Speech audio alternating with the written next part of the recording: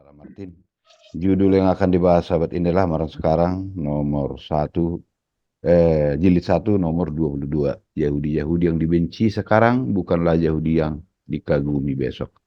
Terima kasih, kami serahkan waktu kepada Saudara Martin. Silakan Pak. Oke, kami mengucapkan selamat sore, sahabat, kepada saudara-saudara kita yang terkumpul di Zoom maupun saudara-saudara kita yang akan menyaksikan YouTube ini. Kami mengucapkan selamat mendengarkan. Jadi pada pokok bahasan kita pada sahabat ini, kita memilih adalah judul Yahudi-Yahudi yang dibenci sekarang bukanlah Yahudi-Yahudi yang dikagumi besok. Nah, dari judul ini saudara-saudara, kita bisa lihat dan memastikan saudara dan saya ada di golongan Yahudi yang mana?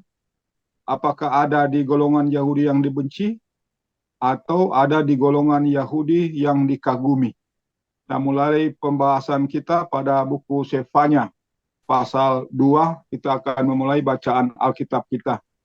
Sefanya 2 ayat 1 dan 2. Jadi pelajaran ini sudah disampaikan oleh Victor Hotef pada pertemuan orang-orang Davidian pada Sabat 4 Januari 1947.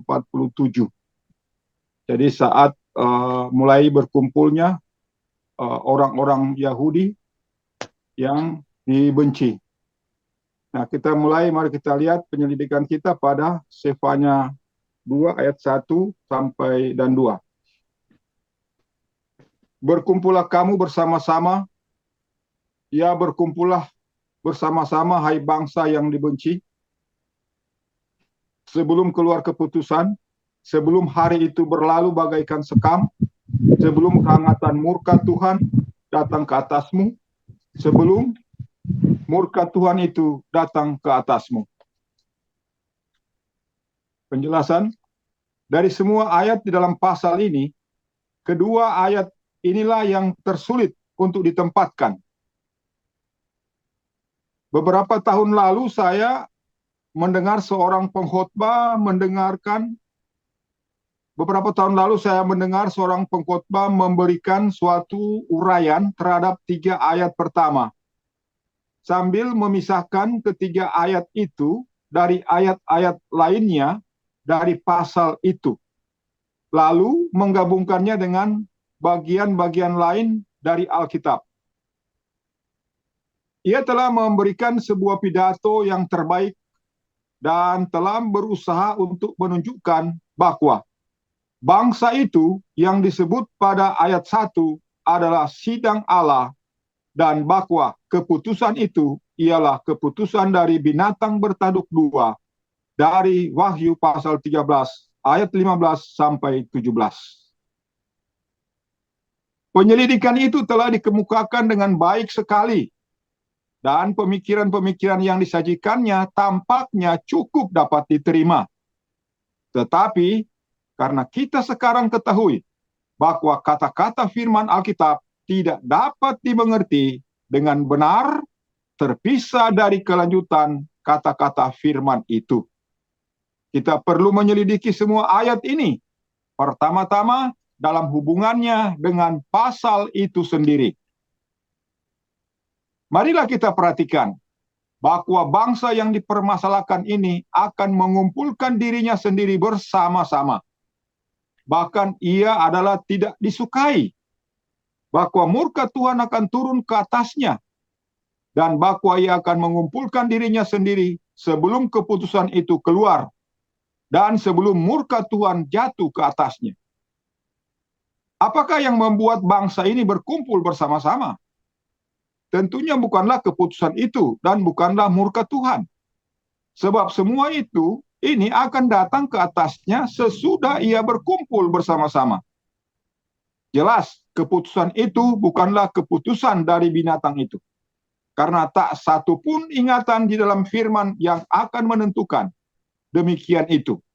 Tetapi itu menunjukkan dengan jelas bahwa keputusan itu tak lain adalah keputusan Tuhan sendiri. Kehangatan murka Tuhan pada hari yang berlalu bagaikan sekam. Sesuai dengan ayat yang selanjutnya, berkumpul bersama-sama dari bangsa yang tidak disukai ini adalah suatu pertanda bagi umat Allah, menganjurkan kepada mereka untuk terus mencari Dia dengan lebih tekun lagi. Kita lihat Sefanya 2 ayat 3. Carilah olehmu akan Tuhan, semua kamu yang lemah lembut di bumi, dan yang melakukan hukumnya. Carilah kebenaran, carilah kerendahan hati. Adalah mungkin kamu akan dilindungi pada hari murka Tuhan. Penjelasan. Apabila bangsa yang terikat perhukuman ini mulai berkumpul bersama-sama, maka akan jadi, jika belum pernah sebelumnya, bahwa orang-orang yang lembut hati di bumi perlu mencarikan kerendahan hati. Orang-orang yang lemah lembut di bumi adalah mereka yang melakukan hukum-hukum Tuhan, yang memberitakan pekabaran dari hal hari Tuhan yang besar dan hebat itu. Mereka itulah umatnya, yaitu sidangnya. Oleh karena itu, maka bangsa yang tidak disukai itu adalah suatu umat, dan orang-orang yang lembut hati di bumi, sidang, yaitu orang-orang yang dilindungi pada hari murka Tuhan itu, adalah suatu umat yang lain lagi.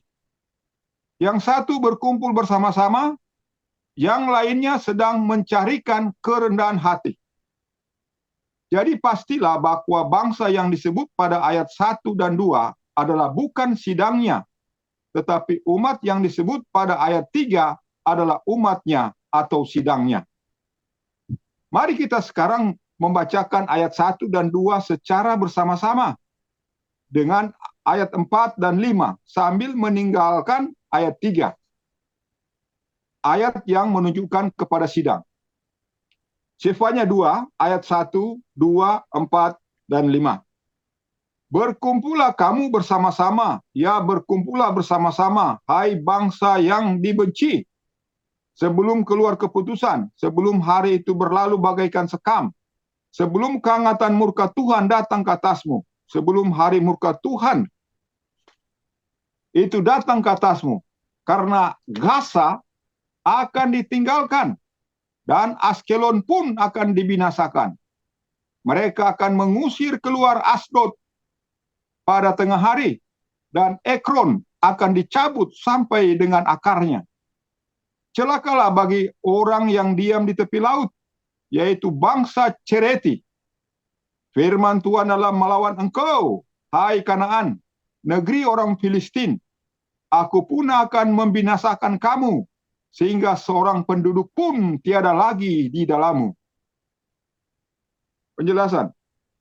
Ayat yang keempat secara pasti mengandung arti bahwa bangsa itu akan berkumpul bersama-sama di negeri-negeri Gaza, Askelon, Asdod, dan Ekron.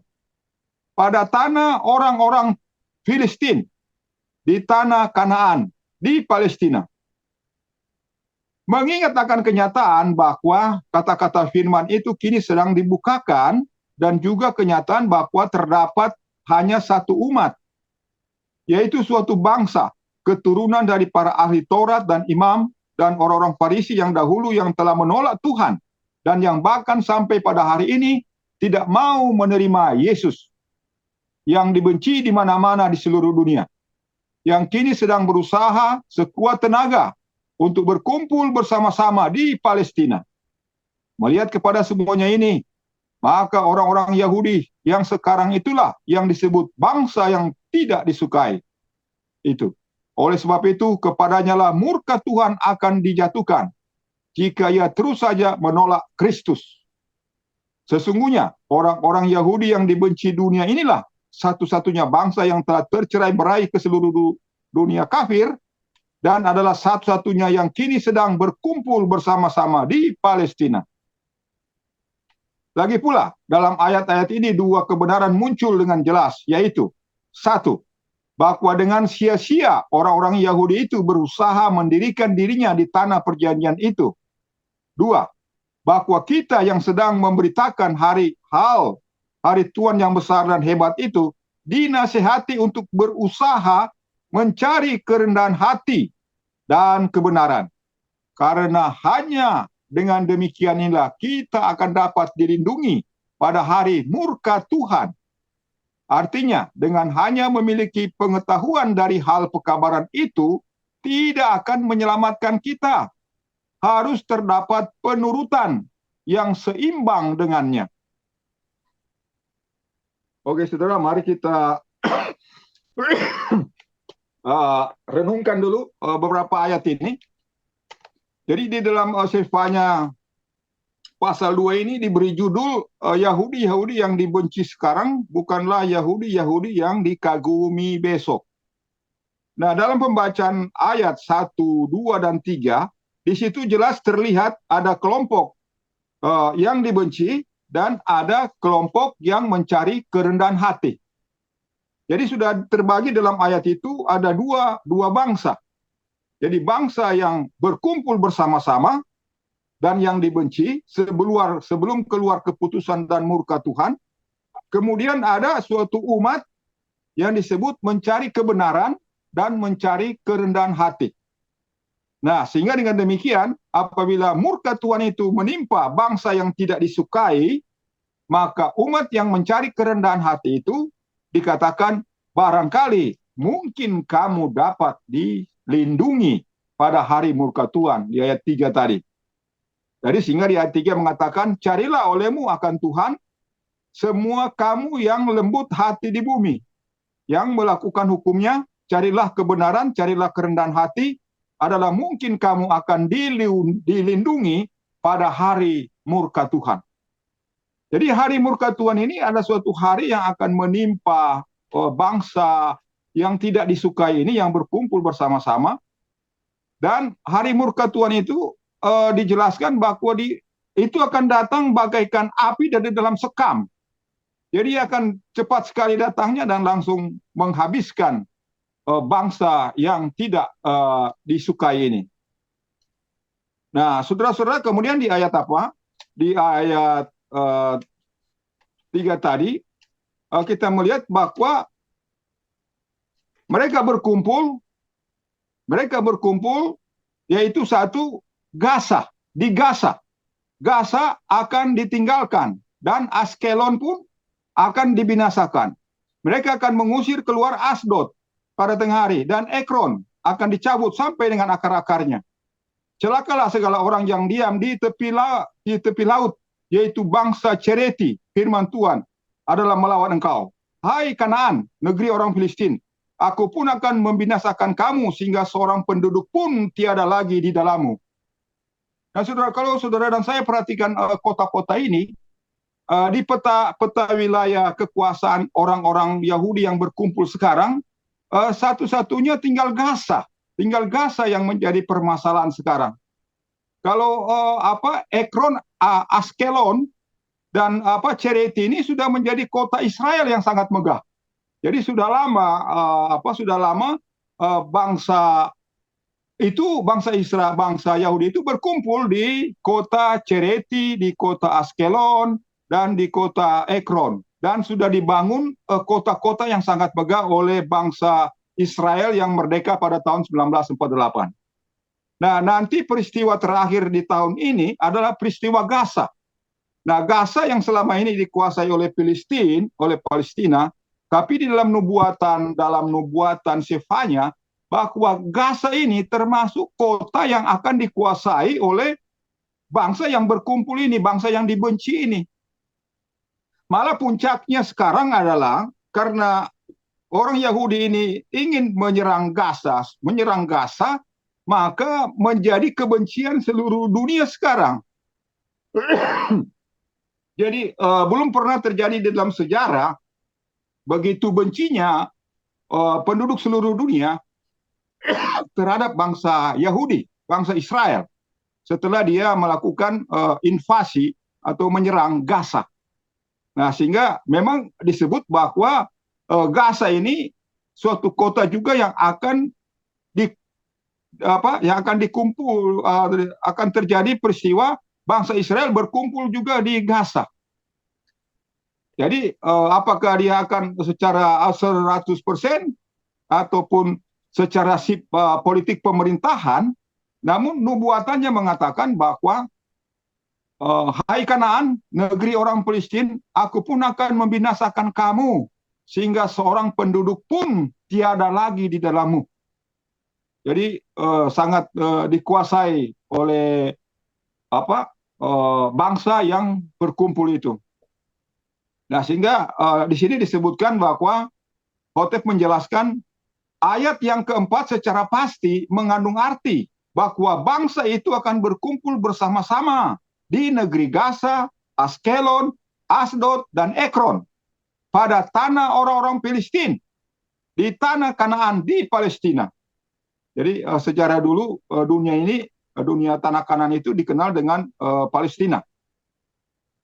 Jadi Gaza itu memang tidak terlewatkan, saudara. Jadi adanya peristiwa pengepungan Israel menguasai Gaza, karena memang dalam nubuatannya Gaza itu adalah mungkin kota terakhir yang akan dikuasai oleh Israel sehingga menggenapi nubuatan ini.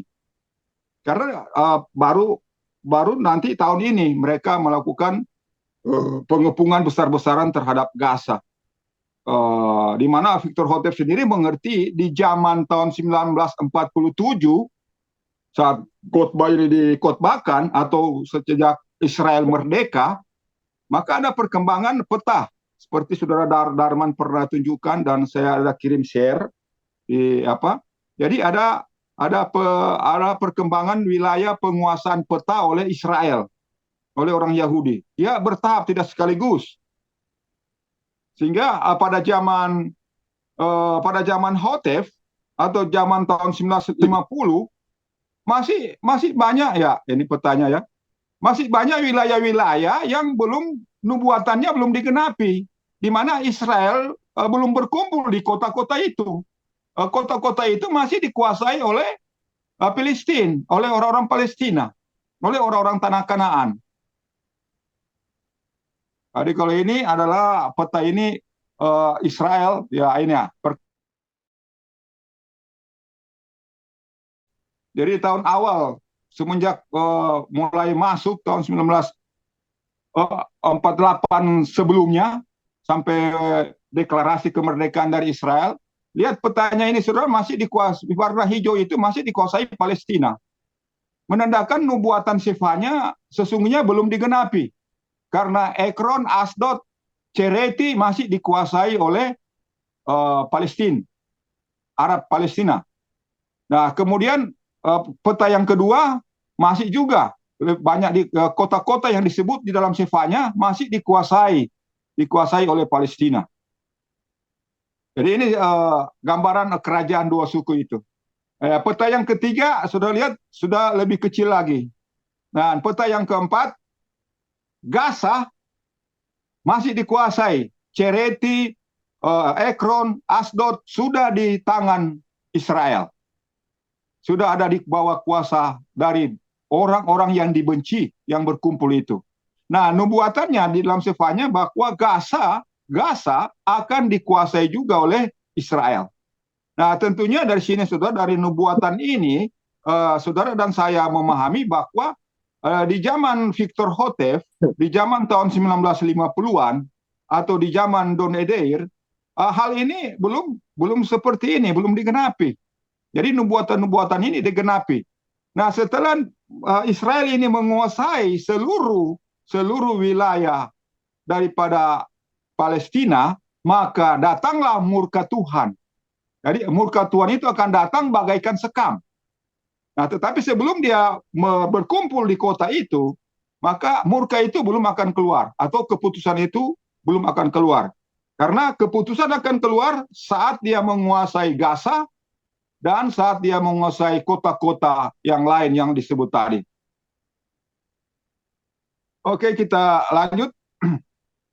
Jadi mengingat akan kenyataan bahwa kata-kata firman ini sedang dibukakan dan juga kenyataan bahwa terdapat hanya satu umat, yaitu satu bangsa keturunan daripada ahli Taurat, para imam dan orang Farisi yang dahulu, yang menolak Tuhan, yang bahkan sampai pada hari ini tidak mau menerima Dia, tidak mau menerima Yesus, yang dibenci di mana-mana oleh seluruh dunia, yang kini sedang berusaha sekuat tenaga untuk berkumpul bersama-sama di Palestina. Jadi di sini disebutkan kalimat ini, berusaha sekuat tenaga untuk berkumpul bersama-sama di Palestina. Jadi bangsa Israel ini, bangsa Yahudi yang merdeka tahun 1948, dibukakanlah planning petanya bahwa dia memang punya rencana untuk menguasai seluruh wilayah daripada wilayah Palestina. Itu rencananya. Dan Alkitab mengatakan memang dia memiliki usaha sekuat tenaga. Jadi diciptakanlah berbagai alat-alat perang yang canggih, berbagai siasat politik, berbagai apa yang dia buat agar semua dia bisa menguasai tanah Palestina itu. Dia berusaha dengan sekuat tenaga untuk berkumpul di Gaza, untuk berkumpul di Ekron atau Cereti dan Asdod. Ini dijelaskan. Melihat kepada semua ini, maka orang Yahudi yang sekarang itulah yang disebut bangsa yang tidak disukai. Jadi di dalam sejarahnya saudara, bahwa sudah lebih memuncak dunia masyarakat internasional membenci Yahudi ini, membenci Israel saat ada penyerangan ke Gaza. Sudah lebih kita melihat berbagai media merupakan demonstrasi daripada masyarakat internasional sangat membenci perlakuan Israel terhadap Gaza, terhadap masyarakat Gaza. Namun Israel ini tidak care, tidak peduli dengan masalah kemanusiaan. Dia tidak peduli. Yang dia peduli adalah ingin menguasai kota itu. Sesuai dengan nubuatan, dia akan menguasai kota itu. Oleh sebab itu, kepadanya lah murka Tuhan akan dijatuhkan jika ia terus saja menolak Kristus. Jadi ada suatu kesempatan yang besar bagi Israel ini, karena dia sangat ada kerjasamanya dengan bangsa-bangsa Kristen, terutama Amerika, Inggris, Prancis. Nah, tentunya dia sudah bisa mengenal Yesus Kristus sebagai juru selamat dunia, sebagai Isa atau sebagai Mesias yang dijanjikan. Namun saudara lihat bahwa dalam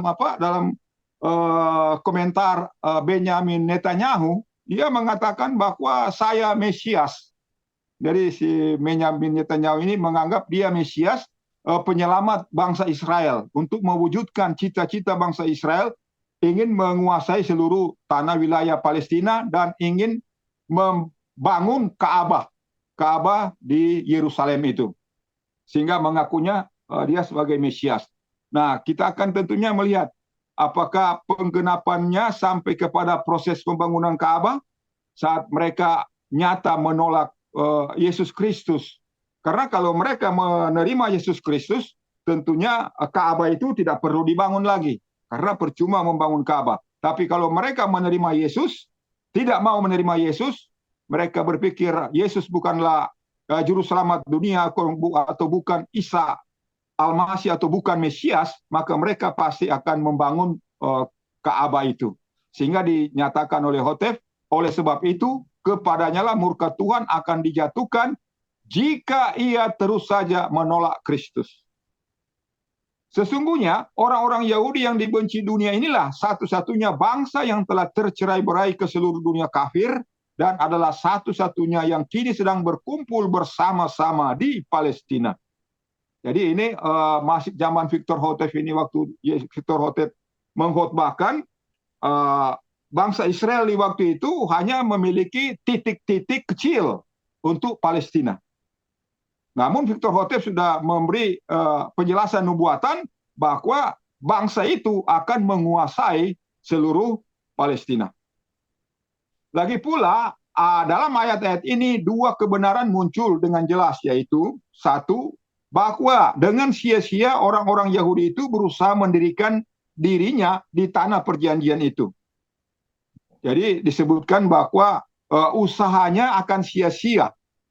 Jadi saudara dan saya dinyatakan oleh kebenaran bahwa usaha yang sangat besar daripada Israel ini untuk menguasai seluruh wilayah Palestina itu akan sia-sia adanya. Kemudian kedua, bahwa kita sedang memberitakan hari dari hari Tuhan yang besar dan hebat itu. Dinasihati untuk berusaha mencari kerendahan hati dan kebenaran. Karena hanya dengan demikian inilah kita dapat dilindungi pada hari murka Tuhan. Artinya dengan hanya memiliki pengetahuan dari hal pekabaran itu tidak akan menyelamatkan kita. Harus terdapat penurutan yang seimbang dengannya. Jadi saudara-saudara, di sini ada ketentuan nomor 2 ini, bahwa pada saat Tuhan dunia membenci orang-orang yang berkumpul, bangsa Yahudi yang berkumpul, Israel yang merdeka pada tahun 1948 dan memperjuangkan untuk menguasai seluruh Palestina. Nah, pada saat yang sama bahwa kita sedang memberitakan hari Tuhan yang besar dan hebat itu. Dinasihati untuk berusaha mencari kerendahan hati dan kebenaran. Jadi ini memang pasnya saudara-saudara dan saya di tengah-tengah berbagai konflik yang sangat besar ini, di mana kita dinasihati untuk mencari kerendahan hati dan kebenaran. Karena hanya dengan demikian inilah kita dapat dilindungi. Jadi kalau ada kerendahan hati memang saudara dan saya yang harus dipupuk terus agar kita bisa dilindungi. Namun yang menjadi persoalan apa yang dimaksudkan dengan kerendahan hati di sini, saudara? Karena kerendahan hati bukan berarti kita harus mengorbankan kebenaran. Jadi kerendahan hati itu saudara dan saya harus sangat mempertahankan kebenaran, dan dengan kebenaran itu saudara dan saya menunjukkan suatu kerendahan hati. Bukan kerendahan hati itu bukan bersifat toleransi. Bukan bersifat toleransi. Artinya kita mengabaikan pekabaran yang harus kita sampaikan. Contohnya bahwa saudara dan saya harus menyatakan kepada dunia bahwa nubuatan Sefanya pasal 2 ini Tuhan akan mendatangkan murka kepada bangsa Israel yang ingin menguasai Palestina. Nah, itu pekabaran itu harus kita sampaikan. Jadi bukan berarti kerendahan hati baru kita tidak mau memperdengarkan pekabaran itu. Nah, sehingga disebut bahwa demikian juga kita menguasai pekabaran katanya, bukan berarti itu sudah menyelamatkan kita, tetapi harus terdapat penurutan yang seimbang dengannya. Nah, penurutan yang seimbang ini saudara ada di buku Amaran sekarang yang berjudul syarat-syarat dan hukum-hukum. Jadi pernah kita membahasnya di waktu grup Fanjar. Jadi masalah pekabaran tentang hukum dan syarat-syarat. Jadi situ sudah diurai jelaskan bagaimana saudara dan saya melakukan penurutan yang seimbang dengan pekabaran. Sudah sangat jelas dalam pekabaran itu. Oke, mari kita sekarang gabungkan ayat 3 dengan ayat 6 dan ayat 7, yaitu ayat-ayat yang diberlakukan terhadap umat Allah, orang-orang yang lemah lembut. Tadi Sefanya 3, ayatnya yang ke-3, 6, dan 7. Saudara Darman, Sefanya 2 ayat 3. Sefanya 2 ayat 3, ayat 6 dan 7. Carilah olehmu akan Tuhan semua kamu yang lembut di bumi, yang melakukan hukumnya, carilah kerendahan hati. Carilah kerendahan hati, adalah mungkin kamu akan dilindungi pada hari murka Tuhan. Maka pesisir laut akan menjadi tempat-tempat tinggal dan pondok-pondok bagi orang-orang gembala, dan kandang-kandang domba akan dipagari. Maka pantai itu akan menjadi bahagian dari yang lagi tinggal dari isi rumah Yehuda. Mereka akan memberikan makan segala dombanya di sana, di dalam rumah-rumah Askelon. Mereka akan berbaring pada malam hari, karena Tuhan Allah mereka itu akan mengunjungi mereka dan akan menghindarkan perhambaan mereka itu. Penjelasan? Sekarang kenyataan bahwa Tuhan akan membinasakan semua penduduk di Palestina itu, ayat 5. Jadi di ayat 5 ada suatu nubuatan bahwa Tuhan akan membinasakan semua penduduk yang ada di tanah Palestina. Dan pada waktu yang sama menjadikannya tempat-tempat tinggal bagi para gembala, kandang-kandang bagi kawanan domba, menunjukkan bahwa ia akan pertama-tama mengusir keluar segala orang jahat dari tanah itu, yaitu semua orang yang tidak mencari kerendahan hati. Kemudian ia akan memperdirikan rumah Yehuda di atasnya. Jadi ini suatu nubuatan secara rinci bagaimana prosesnya Tuhan mendirikan kerajaan itu. Jadi kalau nubuatan Daniel pasal 2 ayatnya yang ke-45 bahwa itu hanya secara gambaran bahwa pada akhir zaman Allah akan mendirikan kerajaannya dan akan menghancurkan kerajaan-kerajaan lainnya. Nah, sini diperinci lagi, saudara. Diperinci lagi dalam nubuatan Sefanya bagaimana cara Tuhan mendirikan kerajaannya. Yaitu pertama-tama dengan cara mengosongkan tempat itu dari semua penduduk di tanah Palestina itu.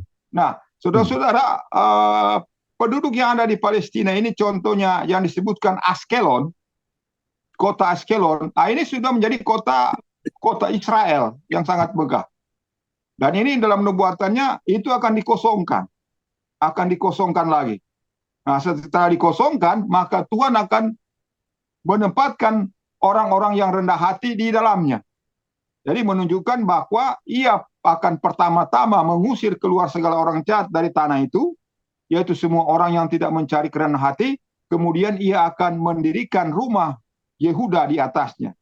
Nah, di ayat yang selanjutnya dikatakan murka Tuhan akan membinasakan mereka seperti sekam. Jadi bagaimana saudara dan saya bayangkan kalau sekam diberi api. Dengan cepat api itu akan menyelesaikan penghangusan atau pembakaran pada semua sekam itu. Sefanya 2 ayat 8. Bahwa aku sudah mendengar tuduhan orang Moab dan semua caci maki dari Bani Amon, dengan mana mereka telah menuduh umatku dan memperluas daerahnya dengan kekerasan. Bukan saja orang Yahudi yang tidak beriman itu, melainkan juga orang-orang Arab yang tidak beriman, yang menolak semua orang yang rendah hati itu akan dihapuskan dari tanah itu. Nah, jadi saudara lihat bangsa Amon dan Moab ini, kalau saudara lihat di wilayah peta pembagian, ini sudah menjadi wilayah dari Libanon. Jadi sudah jadi wilayah Libanon. Nah, Libanon ini sudah menguasai dua tanah ini, yaitu tanah Moab dan tanah Amon. Sehingga bencana ini akan menimpa kepada bangsa Libanon. Nah, jadi bukan saja orang Yahudi yang beriman, bukan saja orang Yahudi yang tidak beriman, bukan saja orang-orang Israel, melainkan juga orang Arab.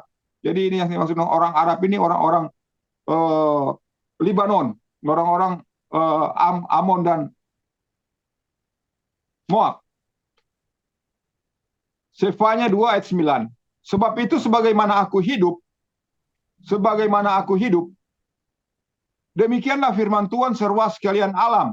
Allah orang Israel pasti Moab akan jadi seperti Sodom dan Bani Amon akan seperti Gomora, yaitu padang jelantang dan jebakan garam, suatu kebinasaan yang kekal. Mereka yang lagi tinggal dari umatku itu akan menjarai mereka, dan mereka yang lagi tinggal dari umatku itu akan menguasai mereka sebagai miliknya. Sementara Moab dan Amon menjadi seperti Sodom dan Gomora, menghilang dari bumi, maka perhambaan umat Allah kembali bebas. Mereka menjadi suatu bangsa yang merdeka, lalu memiliki semua kekayaan dari orang-orang sekelilingnya. Jadi di sini suatu tanda, saudara, bahwa kalau Libanon itu sudah dikalahkan, sudah dialahkan, sudah dimusnahkan, itulah suatu tanda bahwa bangsa bangsa umat Tuhan itu akan merdeka. Jadi penguasaannya sampai di wilayah Amon dan Moab yang ada di Libanon. Sampai wilayah itu dikuasai, itulah suatu tanda bahwa perhambaan umat Allah kembali bebas, mereka menjadi suatu bangsa yang merdeka, lalu memiliki semua kekayaan orang-orang sekelilingnya. Sehingga kalau saudara lihat wilayah Amon dan Moab itu di zaman dahulu, jadi itu dia berdekatan, berentetan dengan wilayahnya Ruben, wilayahnya Simon. Jadi ada wilayah Israel itu di zaman 12 suku nenek moyang itu melewati sampai ke Libanon, sampai ke tanah Libanon. Jadi bukan hanya sebatas wilayah daripada bangsa Israel di zaman Yesus. Ada peta Amon dan peta Libanon. Bisa saudara Darman buka wilayah Amon dan Moab. Jadi ini ada Moab, ada kerajaan Amon. Jadi sudah bisa lihat. Jadi wilayah Amon dan Moab ini sekarang adalah wilayah Libanon. Nah, coba saudara Darman buka peta yang ada tulisan Libanon. Bisa dilihat. Ya. Kemudian terus lagi. Lanjut lagi. Nah ini. Jadi Yordania ya, Yordania. Jadi wilayah Yordania. Jadi sudah dikuasai oleh Yordania. Kalau Libanon di atas ya. Ya. Libanon di atas, tapi yang saya maksud ini Yordania. Bangsa ya, Yordan. Jadi Amon dan Moab ini sudah ada di wilayah Yordania. Nah, sementara nubuatannya mengatakan bahwa Amon dan Moab ini akan dihancurkan dan merdekalah umat itu. Jadi serta Yordania ini akan dikalahkan, maka merdekalah umat itu. Jadi itu suatu tanda kekalahan Yordania, kekalahan daripada Israel. Jadi yang akan dihukum Tuhan ini adalah Israel, Yahudi yang berkumpul itu, dan negara Yordania ini. Sehingga wilayah ini, Yordania ini akan menjadi wilayah umat Tuhan. Nah, ada peta yang lebih besar lagi, seluruh wilayah Palestina. Nah, ini yang di zaman dahulu ya, peta zaman dahulu. Jadi ini Yordania sangat luas. Jadi sampai ke Saudi Arabia ini, dia akan menjadi wilayah daripada umat Tuhan. Jadi dengan demikian ini suatu tanda bahwa ada beberapa nubuatan yang menyangkut Palestina yang belum digenapi tentang berkumpulnya bangsa-bangsa yang dibenci itu untuk menguasai seluruh wilayah Palestina. Jadi contohnya Gaza sekarang masih di dalam proses penguasaan. Oke, kita kembali ke Sefanya 2 ayat 10 dan 11. Sefanya 2 ayat 10 dan 11. Ini akan mereka peroleh sebagai balasan dari kesombongannya, sebab mereka telah mencela dan membesarkan dirinya melawan Tuhan seruas sekalian alam. Maka hebatlah Tuhan kepada mereka itu, karena ia akan menumpas segala dewa di bumi. Maka orang-orang akan menyembah dia masing-masing dari tempatnya, yaitu orang-orang dari kepulauan orang-orang kafir. Sefanya 2 ayat 12 dan 13. Demikian kamu pun, hai orang-orang Ethiopia, kamu akan dibunuh oleh pedangku, dan ia akan mengendangkan tangannya ke sebelah utara, lalu membinasakan Assyria, dan akan menjadikan Nineve suatu kehancuran dan kering bagaikan padang belantara. Sefanya 2 ayat 14.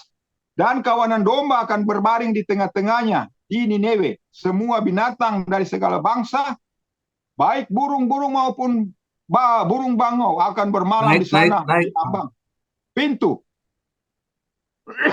Suaranya akan bernyanyi pada jendela-jendela Jendela kehancuran akan terdapat pada semua ambang pintu karena ia akan membuka semua susunan kayu aras. Nah, penjelasannya saudara, siapakah yang berani mengesampingkan kebenaran bahwa semua keadaan ini adalah pasti jadi pada sebelum masa 1000 tahun itu? Lagi pula nubuatan-nubuatan ini menunjukkan bahwa pembaharuan kembali kerajaan Yehuda kuno itu akan merupakan suatu hal yang nyata, bukan sesuatu khayalan. Penghuni-penghuninya akan merupakan orang-orang yang sesungguhnya, bukan hantu-hantuan. Sekarang kita dapat saksikan bahwa ucapan biasa pergi ke sorga berarti pertama-tama pergi ke tanah perjanjian. Untuk di sana dibiasakan bagi masyarakat yang bersih dan kekal. Ini sangat menarik sekali, saudara. Jadi ada beberapa nubuatan di dalam buku Sefanya ini supaya pasal 2 yang belum digenapi. Jadi contohnya tentang pembinasaan daripada Tuhan tentang kepada bangsa Israel, kepada bangsa Yordania, kemudian kepada Ethiopia. Jadi Sefanya 2 ayat 12 dan 13, demikian kamu pun, hai orang Ethiopia, kamu akan dibunuh oleh pedangku, dan ia akan mengendang tangannya ke sebelah utara, lalu membinasakan Assyria, dan akan menjadikan Nineve suatu kehancuran, dan kering bagaikan padang belantara. Jadi sampai ke negeri Iran, ya, yang masuk ke wilayah Assyria, sampai kepada Ethiopia. Jadi saat murka Tuhan itu akan datang, bukan hanya berfokus kepada wilayah negeri kemerdekaan Israel, tetapi meluas sampai ke Yordania, sampai ke Ethiopia, sampai ke negara Iran, yaitu negara wilayah Nineve, wilayah Syria. Sehingga gantinya bahwa dari Sefanya 2 ayat 14, dan kawasan domba akan berbaring di tengah-tengahnya di Nineve, semua binatang dari segala bangsa, baik burung maupun burung bangau akan bermalam di atas ambang pintunya, suaranya akan bernyanyi pada jendela-jendela, kehancuran akan terdapat pada semua ambang pintu, karena ia akan membuka semua susunan kayu aras. Kita datang kepada pendirian kerajaan itu, sehingga Tef menjelaskan bahwa istilah untuk pergi ke sorga itu adalah suatu istilah bahwa pergi ke tanah perjanjian dulu, baru bisa sampai ke sorga. Jadi ini untuk akhir zaman. Karena semua orang, semua umat Tuhan yang mati maupun yang hidup akan dikumpulkan dulu di Palestina. Semua kebangkitan akan terjadi dan semua umat akan dikumpulkan di Palestina, apalagi orang-orang hidup. Semua akan dikumpulkan dan barulah bisa pergi ke surga. Sefanya 2 ayat 15. Inilah negeri yang amat ramai, yang duduk dengan sembrono dan yang berkata dalam hatinya, akulah dia, dan yang lain daripadaku satu pun tiada. Bagaimana ia sudah menjadi suatu kehancuran, suatu tempat bagi binatang-binatang untuk rebah duduk. Setiap orang yang berjalan lalu daripadanya akan menyindir dan memberi isyarat dengan tangan. Penjelasan. Ibu kota Assyria, penguasa yang memerintah di atas orang-orang itu, akan menjadi suatu kehancuran. Nineve ini ternyata merupakan suatu contoh saingan dari kota Nineve kuno yang dahulu. Seperti halnya Babylon pada waktu Wahyu, merupakan contoh saingan dari Wahyu dari Babylon kuno yang dahulu. Kesimpulan daripada pasal ini adalah orang-orang Yahudi yang dibenci sekarang bukanlah Yahudi-Yahudi yang akan dikagumi besok. Perkara-perkara yang dikejar oleh orang-orang Yahudi pada waktu ini untuk berhasil masuk ke Palestina bukanlah perkara-perkara yang dapat memperdirikan mereka di sana untuk selama-lamanya. Kalaupun mereka akan berhasil sampai ke sana. Orang-orang Yahudi dan orang-orang Arab yang dapat tinggal di tanah itu hanyalah mereka yang mencari Tuhan Allahnya Musa. Dan satu-satunya bangsa yang akan sampai ke sana adalah mereka yang akan tinggal di sana. Tanah itu dicadangkan bagi kerajaan Yehuda, contoh saingan. Bangsa dan kerajaan yang tidak mau tunduk melayaninya akan binasa. Sesungguhnya semua bangsa akan selengkapnya dihapuskan. Yesaya 60 ayat 12. Oleh karena itu kita sedang kini diamarkan secara langsung dan dengan pasti untuk mencari kerendahan hati dan kebenaran. Maka kita tak berani melalaikan kesempatan kita. Lagi pula kita tidak dibiarkan untuk menyimpulkan sendiri mengenai apa yang dipersyaratkan kepada kita untuk mempersiapkan diri bagi hari Tuhan yang besar dan hebat itu. Namun marilah kita ingat bahwa jikalau kita menciptakan pembatasan-pembatasan kita sendiri, peraturan-peraturan yang dengan sendirinya memaksa kita untuk menurut akan firman sesuai dengan konsep pengertian sendiri, maka kita akan melakukan tidak kurang daripada kebenaran kita sendiri.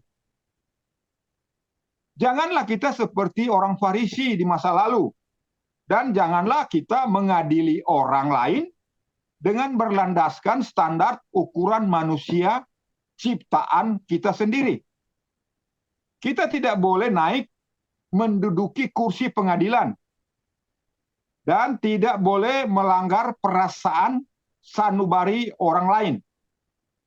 Kita tidak boleh mengadili orang lain dalam hal-hal yang terletak antara jiwa manusia dan Allah. Semua yang kita panggil untuk lakukan ialah mengajar dan mempraktekkan kebenaran itu sekarang.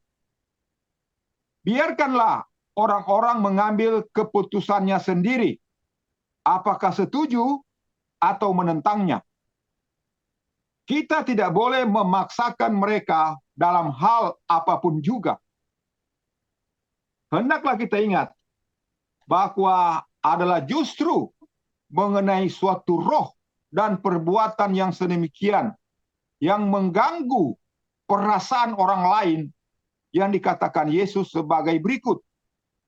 Jangan mengadili agar kamu pun tidak akan diadili. Matius 7 ayat 1. Kita tidak berhak untuk memaksakan pendapat-pendapat kita dan pandangan-pandangan kita terhadap orang-orang lain. Justru karena orang lain tidak menyetujui keinginan-keinginan dan cita-cita kita, bukanlah merupakan alasan untuk mempersalahkan mereka demi untuk membantu mereka. Jauhkanlah dari hal itu. Oleh sebab itu, janganlah kamu memutuskan barang sesuatu hal sebelum waktunya, yaitu sebelum Tuhan datang. Dia yang menerangkan barang yang tersembunyi dalam gelap, dan dia yang akan menyatakan semua rencana hati orang. Pada masa itulah setiap orang akan beroleh kepujian dari Allah. 1 Korintus 4 ayat 5. Hidup mereka pada waktu itu akan memperbesarkan kuasa dari seseorang juru selamat yang dapat membenarkan mereka oleh kebenarannya. Tetapi secara perlahan-lahan datang suatu perubahan. Orang-orang percaya mulai memandang kepada cacat celanya orang lain. Tinggal dengan kesalahan-kesalahan, dengan memberikan tempat bagi kritikan-kritikan yang tidak menyenangkan. Maka mereka kehilangan penglihatan terhadap juru selamat dan kasihnya. Mereka menjadi makin keras terhadap semua upacara lahiriah, makin terikat mengenai teori dari praktik daripada iman. Dalam hal semangat, mereka mempersalahkan orang lain. Itu mereka mengesampingkan kesalahan-kesalahannya sendiri Mereka kehilangan kasih persaudaraan yang Kristus telah berikan kepada mereka. Dan yang lebih menyedihkan lagi, mereka tidak sadar akan kehilangan jiwanya sendiri. Mereka tidak menyadari bahwa kebahagiaan dan kegembiraan sedang menghilang dari hidup mereka. Dan bahwa oleh menyetop kasih Allah dari hati mereka, mereka akan segera berjalan dalam kegelapan. Bukanlah tantangan dari dunia yang sangat membahayakan sidang Kristus. Adalah kejahatan yang dipelihara di dalam hati orang-orang percaya yang membawa bencana terbesar mereka sendiri. Dan yang sangat pasti menghalangi kemajuan pekerjaan Allah. Tidak ada jalan yang lebih pasti untuk melemahkan kerohanian daripada memeliharakan di dalam diri iri hati, curiga, mencari-cari salah orang lain, dan sangka-sangka jahat. Acts of the Apostles, halaman 548, 549. Penjelasan, selain daripada Yeheskiel, juru bicara Allah, Allah tidak mendelegasikan kepada orang lain untuk menjadi pengawal bagi umatnya. Hai anak Adam, sudah kuangkat engkau menjadi penunggu bangsa Israel. Oleh karena itu, dengarkanlah olehmu firman dari mulutku, dan amarkanlah mereka itu dari pihakku. Apabila kataku kepada orang jahat, haruskah engkau akan mati kelak karena tiada engkau menasihatkan dia? Ataupun berbicara mengamarkan orang jahat itu dari jalannya yang jahat untuk menyelamatkan hidupnya? Bahwasanya orang jahat itu akan mati dalam kejahatannya, tetapi darahnya akan kutuntut daripadamu tanganmu. Tetapi jika engkau mengamarkan orang jahat itu, dan tiada ia bertobat daripada kejahatannya ataupun daripada jalannya yang jahat itu, maka ia akan mati dalam kesalahannya. Tetapi jiwamu akan kulepaskan. Juga apabila orang benar itu undur dari jalan kebenaran, lalu berbuat jahat, dan kuadakan sebuah batu sandungan di hadapannya, sehingga matilah ia.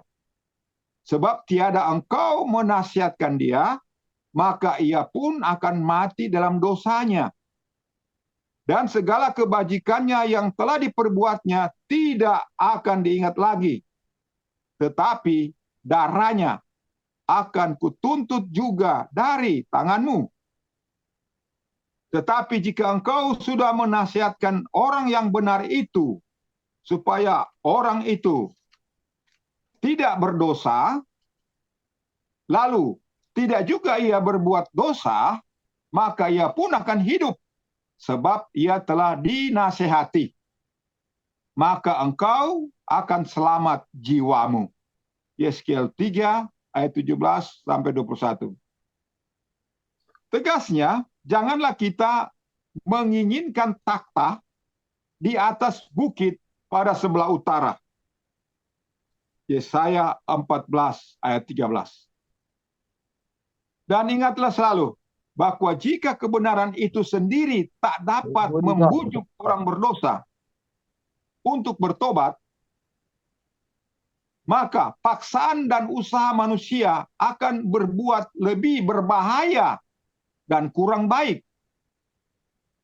Waktu kita adalah sangat singkat dan pekerjaan kita sangat luas untuk melibatkan diri dalam hal-hal yang asing bagi tugas-tugas kita. Kita tidak perlu menyia-nyiakan kekuatan kita dengan mencari-cari kesalahan pada orang lain. Marilah kita bersiap-siap bagi kerajaan itu, karena ada sebuah sidang dan sebuah dunia yang harus diselamatkan. Dan Allah menginginkan agar supaya kita terjun bekerja, dan segeralah bekerja jika kita hendak tergolong di antara Yahudi yang akan dikagumi besok dan hidup dalam kedamaian sempurna di bawah keamanan yang kekal.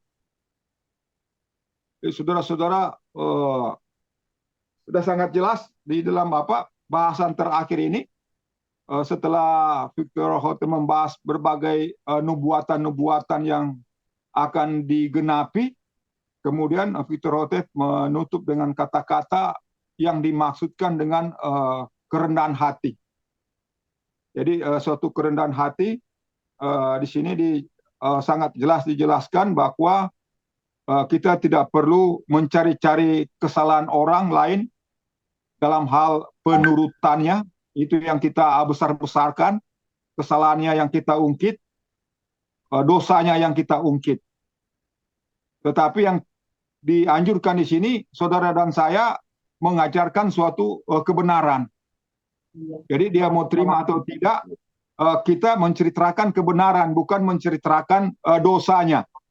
Dosa dari saudara A, dosa dari saudara B, ataupun dosa daripada pendeta-pendeta atau gembala-gembala atau tua-tua jemaat. Kita tidak perlu melihat dosa-dosa mereka yang mereka perbuat untuk mengajarkan suatu kebenaran. Jadi suatu contohnya, apabila kita melihat situasi jemaat umumnya tidak vegetarian, maka kita mengambil suatu kesempatan membawakan materi vegetarian. Karena kita melihat berbagai pelanggaran vegetarian yang terjadi, ataupun hal-hal yang lain. Jadi kita mengambil suatu tema khotbah untuk menekan orang lain itu atau saudara-saudara lain. Tetapi kita diperintahkan untuk mengajarkan suatu kebenaran yang diajarkan. Yang teristimewa adalah masalah sefanya ini, bahwa saudara dan saya sangat keras ditekankan untuk terjun masuk dalam suatu pekabaran untuk mengajarkan pekabaran sefanya, bahwa apabila bangsa-bangsa Yahudi ini yang dibenci sekarang ini pergi menguasai seluruh Palestina, maka mereka suatu saat akan dikenakan murka Tuhan, akan dipukul habis. Juga bangsa-bangsa yang dinubuatkan sini yang akan dihukum Tuhan. Dan Victor Houghton mengatakan jika mereka tidak bertobat. Jadi jika mereka tidak bertobat, mereka akan dimusnahkan oleh Tuhan.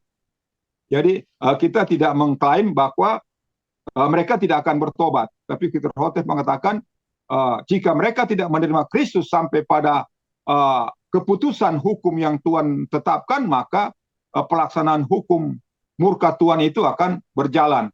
Demikian juga pada saudara-saudara kita seiman, baik secara pribadi. Nah, kita di sini dikatakan tidak boleh mengadili, tidak boleh menghakimi, tidak boleh naik ke takhta pengadilan.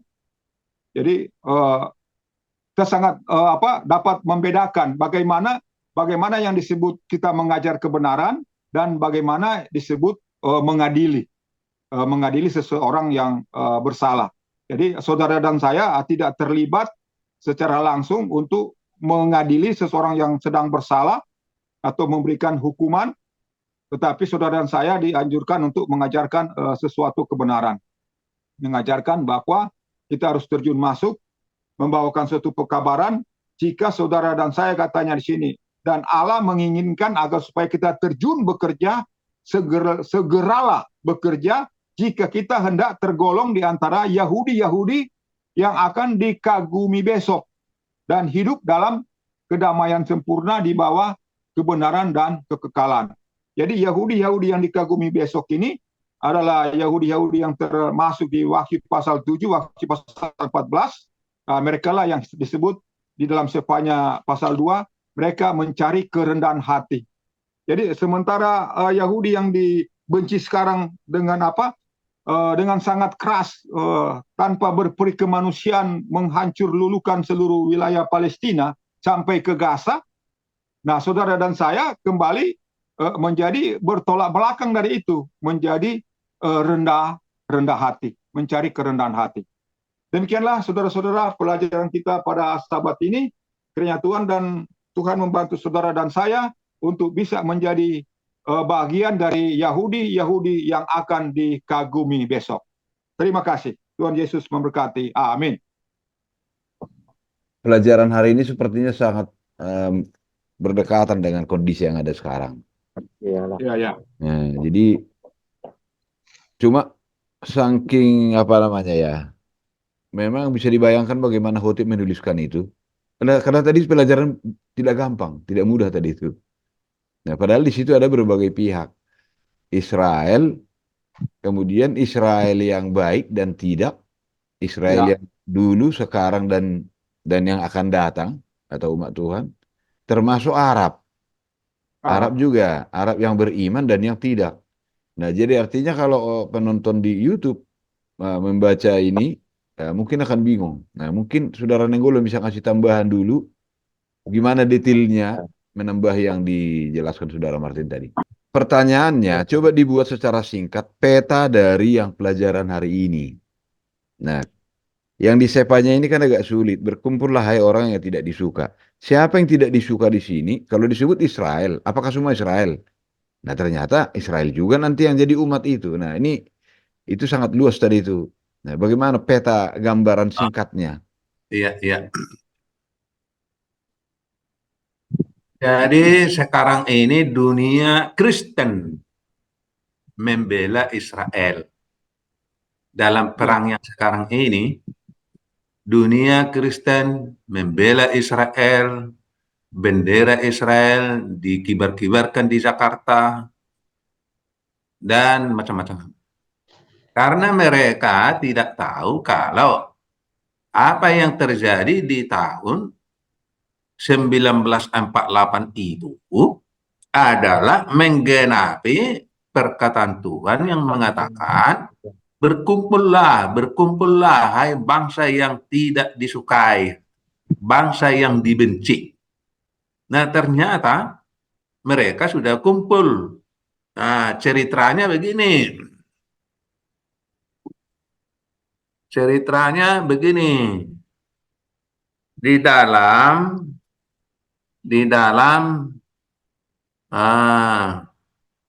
Yohanes, di dalam Yohanes, udah lupa saya.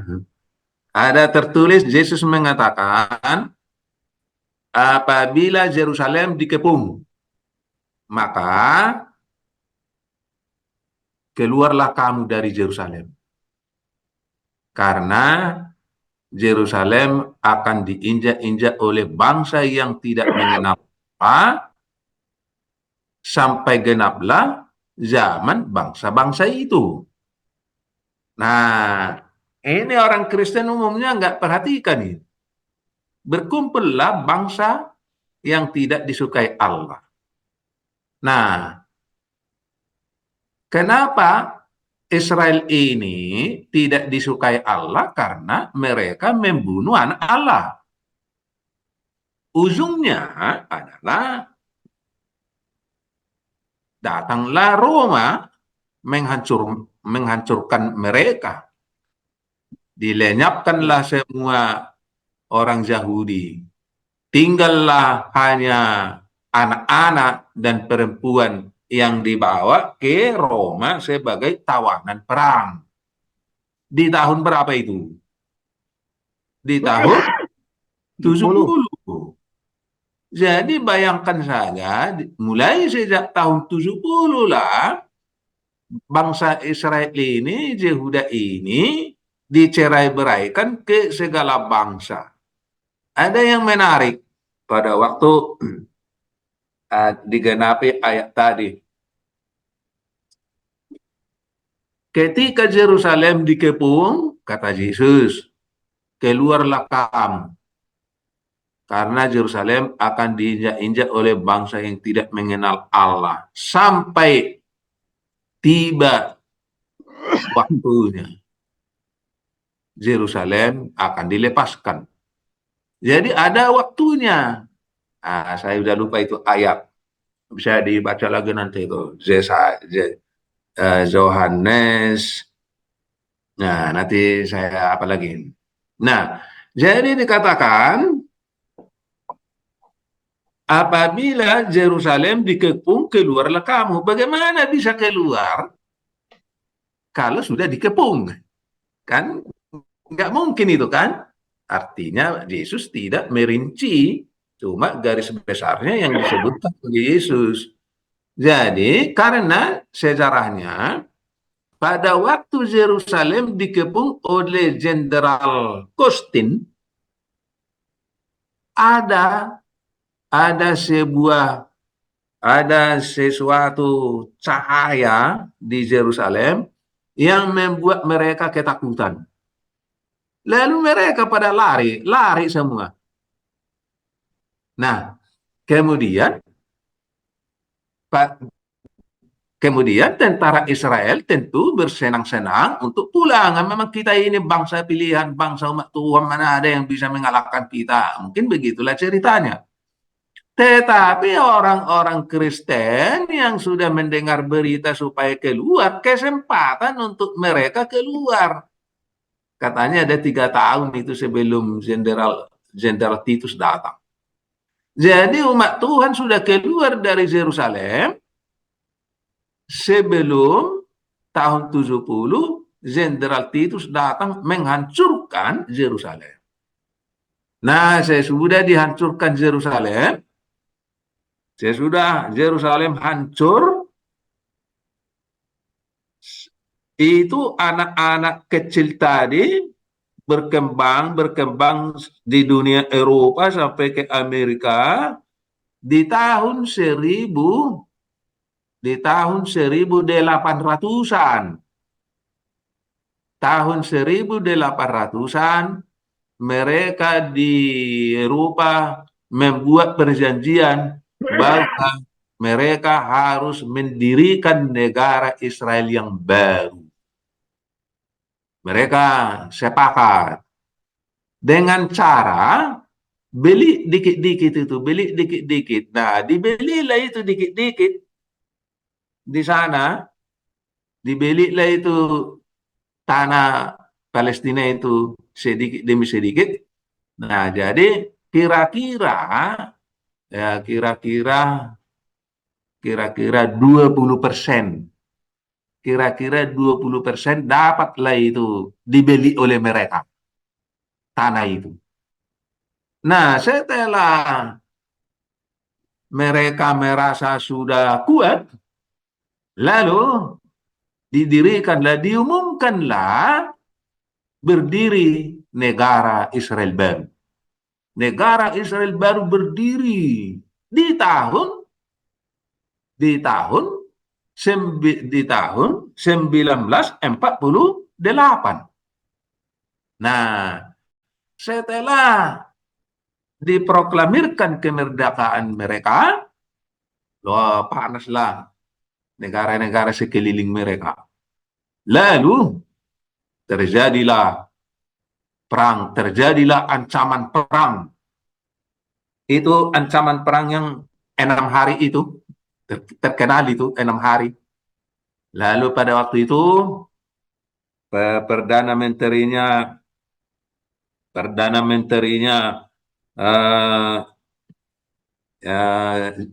Yehuda ini pergilah ke Amerika.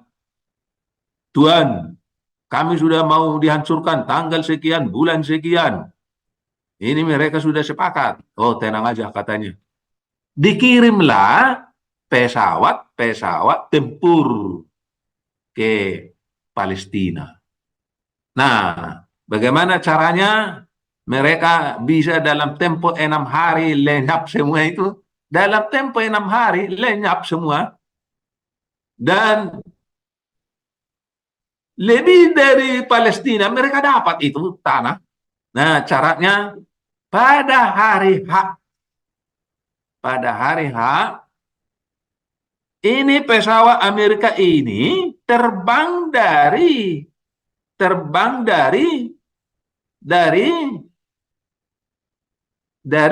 apa itu? Laut Mediterranean.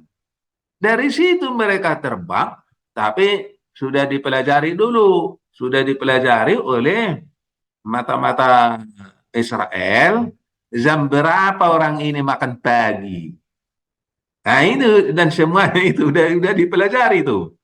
Nah, persis waktu mereka makan pagi, pada waktu itulah kedengaran pesawatnya Amerika dung dung dung dung dung dung dung dung dung dari Mediterranean. Tidak diduga. Mereka menjaga arah dari sini, ternyata dari sana karena mereka tahu ada alat-alat mereka lah. Jadi waktu itu belum canggih alat-alat. Nah, jadi masih searah. Ini dari sana nggak dilihat begitu. Masuklah dari arah sana. Pada waktu itu bom-bom Amerika ini menghancurkan semua alat-alat perangnya, si si si si, si siapa waktu itu ya, Mesir. Nah, hanya tinggal dua yang selamat terbang, lainnya itu lenyap. Nah, kemudian besoknya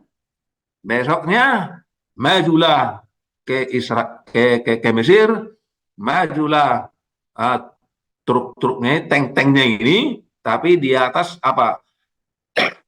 Di atas pesawat.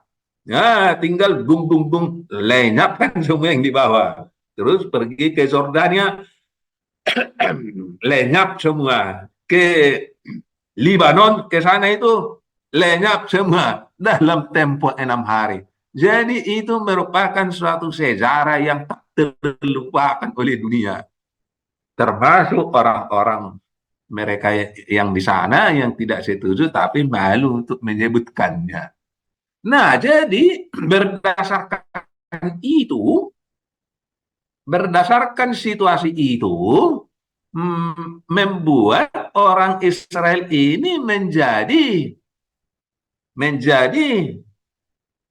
apa namanya itu, bangga, merasa kita harus adakan perang barulah kita menang, mengingat si 6 hari itu. Nah, dikira akan terus berlanjut begitu, padahal sebenarnya itu hanya untuk mensahkan, itu rencana Tuhan untuk mensahkan berdirinya Israel yang baru ini, itu aja, bukan untuk seterusnya. Tapi dalam mimpi mereka itu adalah untuk selamanya, untuk seterusnya itu. Nah, disitulah kesalahan mereka. Jadi itulah yang kita baca tadi, itu yang kita pelajari tadi, bagaimana nanti akhirnya orang Israel ini. Begitu. Ada pertanyaan lagi yang sehubungan dengan itu? Jadi pertanyaan saya kepada Saudara Martin, yang apa itu tadi, yang foto-foto itu, apa peta-peta itu, yang keempat itu, yang di sebelah kanan itu ya, itu apa itu sekarang atau bagaimana? Tolong ya ini ya, yang empat itu, yang empat peta. Ini. Bukan, empat. Ada empat peta tadi. Ah, ini dia, ya ini dia. Nah, ini kan yang sebelah kiri, ini duluan ini. Nah, lalu yang yang pertanyaan saya, yang tahun 1948 itu ini atau ini? Nah, ini yang Masih saya mute, kurang Saudara jelas. Martin. Masih mute suaranya. Ada yang tahun 1948 ini. Oh ini ya, oh Ya, ini. Yang tahun tulisan 1948. yang Jadi tulisan masih wilayah, masih sebagian, jadi di zaman Hotef masih sebagian dikuasai oleh Arab Palestina. Iya. Israel masih sedikit. Ini ya. Ya. Jadi sedangkan nubuatannya bahwa sampai Gaza pun akan diduduki. Iya. Nah, sepanjang perjalanan sampai peta yang keempat itu, Gaza masih sampai ke sini. diduduki oleh Palestina. Nah, sedangkan nubuatan Sefanya bahwa Gaza ini akan dikuasai oleh Israel. Nah, maka ini baru tahun ini peristiwa itu terjadi. Israel mencoba untuk mulai menguasai secara 100% Gaza itu. Jadi ada kota-kota yang disebut tadi, kota Asdod, kota Cereti, kota Askelon, semua itu sudah dikuasai oleh Israel sekarang. Iya, iya, iya. Sudah menjadi kota-kota besar. Tetapi Gaza belum, masih proses sekarang, Iya, masih iya. dalam proses. Jadi berapa lamanya Gaza ini akan dikuasai? Setelah dia menguasai Gaza ini, maka tibalah peristiwa murka Tuhan itu. Iya, iya. Ya, jadi peta yang keempat ini. Ini ya, ini yang keempat. Oh, Ya, ini, ini yang lebih maksudnya. banyak putihnya ini. Ya. Oh, ini. Jadi Oh, dari lihat itu yang warna hijau itu masih pendudukan kuasa Palestina. Ini bisa tambahkan oh, sedikit ya, menjelaskan. oh, itu maksudnya. Ya. Iya, iya. Kita Jadi mulai dari yang kiri. hijau ini, warna Dari kiri. hijau masih dikuasai oleh pemerintahan Palestina. Palestina. Yang putih pemerintahan Israel. Nah, Oh, jadi sekarang Israel mulai memasuki wilayah Gaza yang hijau itu, yang hijau di tepi laut. iya, iya, iya. Ya, Ini ini saya, dikuasai oleh saya tambah sedikit ya. Israel. Begini, buat Iya. pertanyaan saudara Nenggolan. Yang sebelah kiri, yang pertama diketahui dulu, yang putih itu Israel. Yang hijau Oh, itu adalah Palestina. Yang di Palestina. kiri, awalnya negara itu adalah mayoritas Palestina, hijau semua. Palestina. Ya, Tadi saudara Nenggolan ceritakan 20% dibeli. Itulah makanya ada putih-putih dikit sebelah kiri bawah. Ah, Nah, nomor pertama ya kan. iya, Pada iya. nomor 2 itu hasil setelah perang tahun 48. Iya, iya, iya. Nah, setelah di tahun 48 itu perang, itu Palestinanya dihantam habis, malah luas. Jadi artinya orang Arab yang membantu Palestina agar putih-putih yang nomor 1 ini hilang, malah tambah setelah kalah perang 6 nomor satu. hari. Nah, Iya, iya, iya. tahun 49 terjadi perang lagi, tapi pada saat ini sudah Jordania sudah musuhan dengan Palestina. Iya. Makin tambah, itulah yang tahun 49. Kemudian tahun-tahun berikutnya sampai sekarang, itulah yang nomor 4 yang sebelah kanan. Masih Iya, ada iya. yang paling kuat di situ, ini kelihatan panah saya, Gaza ini paling kuat. Ya, Disinilah yang namanya Fatah. Yang hijau yang atas ini namanya, salah. Ini yang kiri ini yang di Gaza namanya Hamas. Di sini. Hamas. Sama. Disinilah pertempuran ini sekarang. Disebut utara dari Hamas ini, selatannya ini belum mulai perbatasan ke Mesir. Sementara ini Oh, adalah Fatah yang dipimpin oleh dulu namanya Yasser Arafat. Nah, oh, dan oh. sekarang ada lanjutnya. Tetapi kelanjutan dari Yasser Arafat tidak diterima yang Baja ini. Iya. Sehingga pada saat pemilu kalah dari Fatah ini, yang menang adalah dari Hamas. Makanya sekarang Hamas berkuasa. Nah, inilah Ya, Oh, yang menyerang. menguasai Gaza. Iya, jadi kelanjutannya yang dijelaskan Saudara Martin tadi, iya. akhirnya nanti sampai semua ini dihabiskan. Nah, istilah-istilah dulu kan dengan sekarang kan beda. Kita lihat peta yang berikut ini. Ini ya, kalau disebut Asdod ini, sepertinya Asdod itu adalah Tel Aviv. Askelon yang di Ya, bawahnya. Gajah ya Gajah. Jaffa yang di ya, atas termasuk Betel. Ya kan? Nah, kemudian yang di atasnya ini adalah Jordania. Yang kanan ini Ammon itu adalah salah. Yang di atas itu tadi ya, karena ada Beirut itu kan. Beirut. Kemudian Beirut, Akko yang disebut tadi ya ini, Akke ini. Nah, kemudian yang kerajaan Ammon ternyata itu adalah Jordania. Jordania. Sementara Aram Damaskus adalah Syria. Nah, yang di pojokan ini namanya daratan Golan.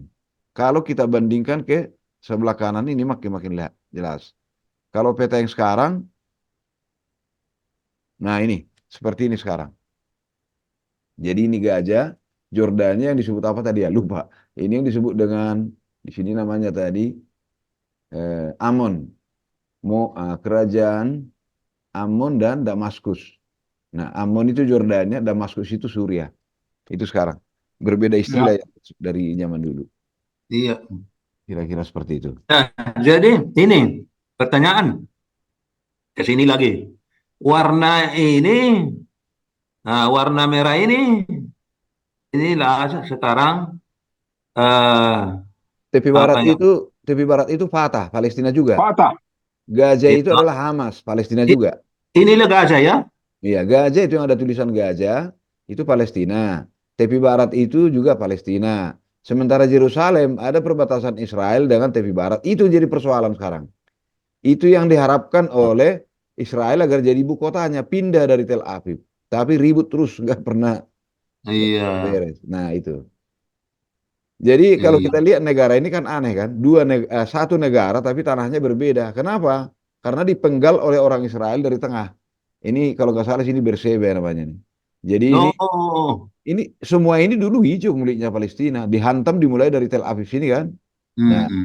di, digulut ke bawah. Kan ini Mesir kan melawan. Ini sempat diambil oleh Ya, Mesir, ya, diambil Israel. Israel. Tapi dibalikin dikembalikan. kembali setelah berdamai. Iya, Makanya kena tembak si si apa itu Anwar Sadat. Anwar Sadat. Nah, kok berdamai ke sana itu kan. Nah itu. Oh, iya, iya, Memang ini unik ini, mirip seperti Afghanistan, satu negara tapi tanahnya berpisah. iya, iya. Gitu. Dataran tinggi Golan, Suria. Ini Suria ya, Libanon. Libanon yang atas. Iya, ini dia. Yang Ini dijelaskan Sudan. Saudara Martin tadi, Libanon itu sekarang 49% Kristen. Oh, Kristen ini.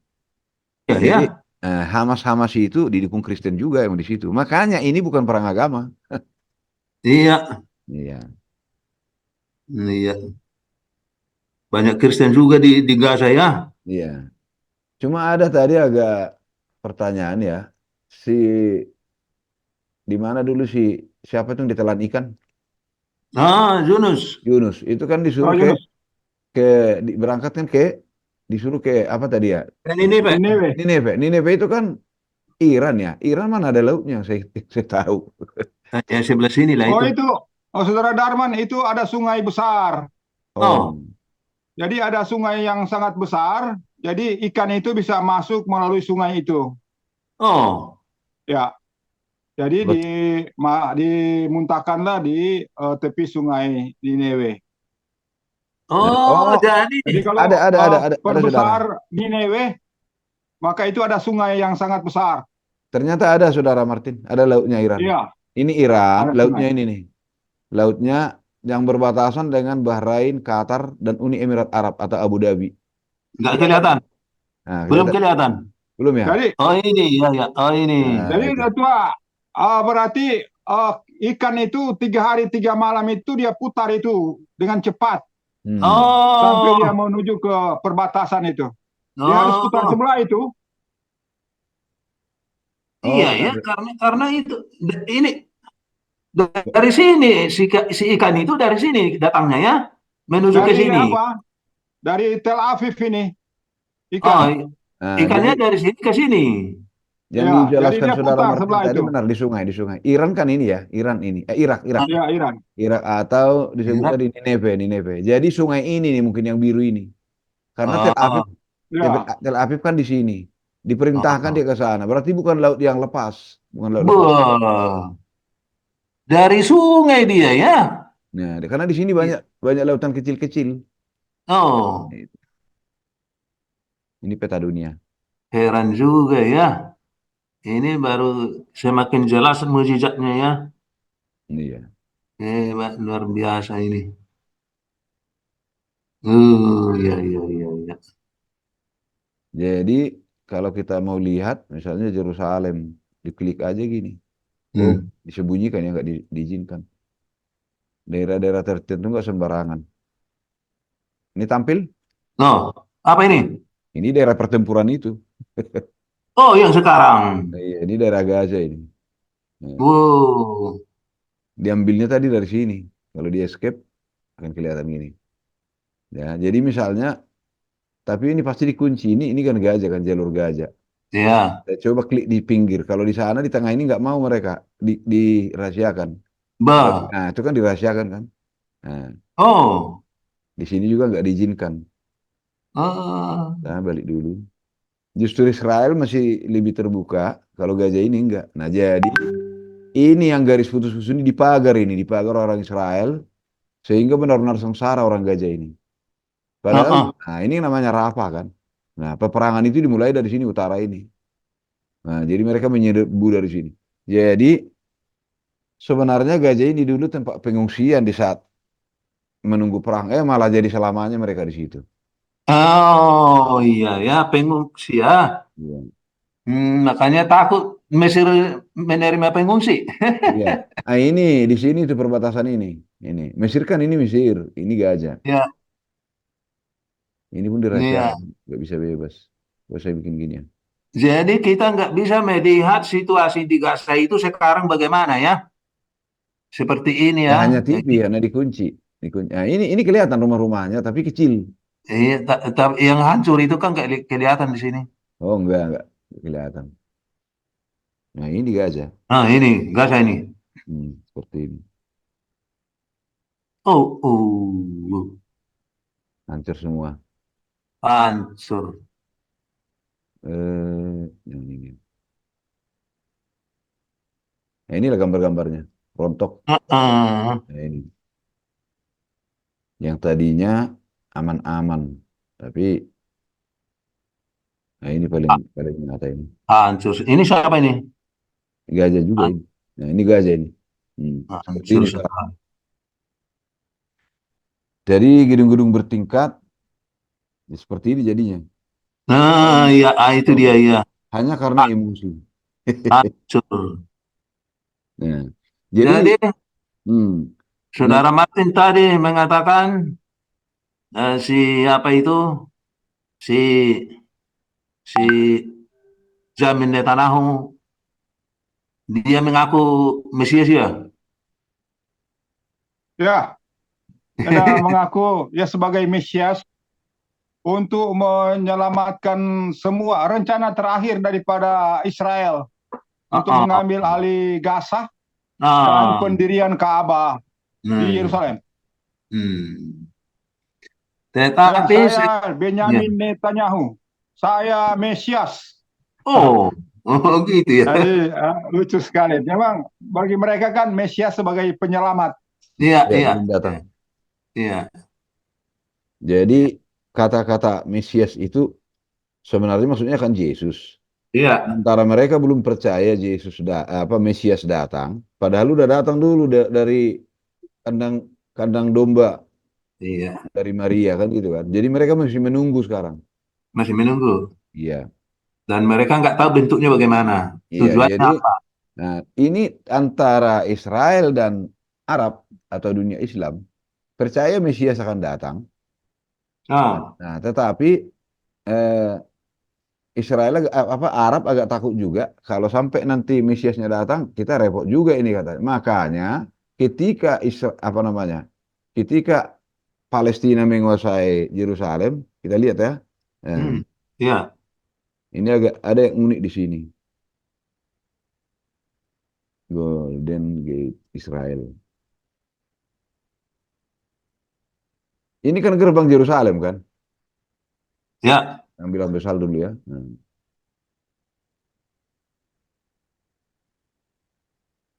Nah, ini ada cerita di sini. Ah, Inilah gerbang Yerusalem. Di pintu inilah dulu ibunya Yesus dan ibunya siapa itu Yohanes Elizabeth ya ah, ya.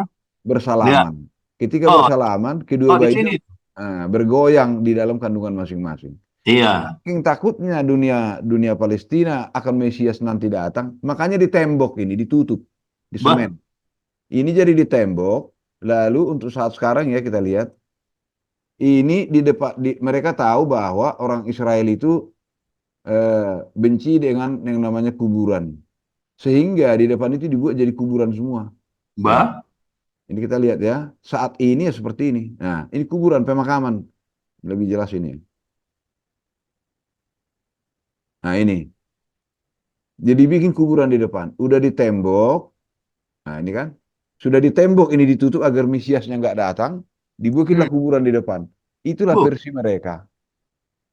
Nah, hmm. itu. Karena mereka tahu bahwa orang Israel tidak suka yang namanya kuburan. Oh, Nah, itu jadi tembok ratapan itu ini bukan? bukan. Kalau tembok ratapan di dalam sini. Oh, Iya. Ini pinggir luar ini, gerbang utama, paling utama. Jadi oh, gerbang ini sekarang ini nggak dipakai.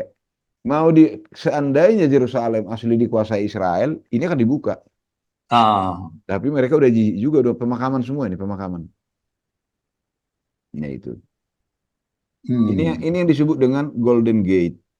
No, Golden Gate. Nah ini Golden Gate. Nah ini. Cerita Golden Gate itu apa itu? Golden Gate, ini gerbang utama dari Yerusalem. Oh, Nah, jadi dulu Yesus ke Yerusalem lewat pintu ini keluar masuk. hmm, Nah, si Yohanes dalam kandungan, Yesus dalam kandungan, ibu masing-masing bersalaman di gerbang ini dulu. hmm. Nah, tapi sekarang udah ditutup karena ketika Yerusalem dikuasai orang Islam, mereka takut nanti Mesiasnya Israel datang. Kita tembak aja Oh, ini. Ya itu. Lalu dipikir, bah itu kan sakti, cuma batu bisa diterobos. Oh, kita bikin aja antinya. Mereka kan benci kuburan, dikasihlah kuburan di depan. Kan aneh, pintu kerajaan dibikin jadi kuburan. Nah, hmm, ini ketika ribuan tahun dikuasai oleh orang-orang Islam atau Palestina. hmm. Seperti itu. Ada lagi pertanyaan? Mantap ini. Hmm. Jadi untuk ke depan ini eh, nubuatan-nubuatan yang ada sebaiknya kita kaitkan dengan yang berkembang sekarang agar tahu petanya. Karena di Oh sisi iya. lain banyak orang muda kita kurang tertarik dengan nubuatan karena dibahasnya itu seolah-olah itu di masa tahun sebelum Masehi. Jadi hanya seperti cerita hikayat yang tidak ada hubungannya dengan masa kini. Padahal kalau kita lihat yang ada sekarang dengan apa yang dijelaskan Saudara Martin tadi, udah hampir itu semua sebenarnya kan, Ya, udah mendekati. Ibaratnya ini sudah 75% yang dibaca tadi udah hampir terrealisasi gitu kan. Tinggal dikit lagi ke depan. Tinggal kita lihat perkembangannya seperti apa. Kalau tidak ada lagi, bagaimana kalau kita akhiri? Ini sudah jam 5. baik. Baik, baiklah.